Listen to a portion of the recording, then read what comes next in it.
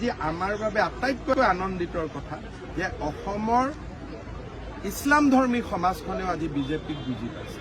চামুগুৰিৰ ইলেকশ্যনৰ ৰিজাল্টে কি প্ৰমাণ কৰে যে সকলোৱে বুজি পাইছে যে এওঁলোকে ভালৰ লগত ভালেই থাকিব আৰু ভালৰ লগত কোনো অসুবিধা নাই। আমাৰ অসুবিধা কাৰ লগত? ভুৱা সাংবাদিক। আমাৰ অসুবিধা কাৰ লগত? ড্ৰাগছ বেপাৰী। আমাৰ অসুবিধা কাৰ লগত? কোনোবাই মাটি দখল কৰে, কোনোবাই আমাৰ ছোৱালীক লাভ জেহাদ কৰে, তেতিয়াহে আমাৰ অসুবিধা।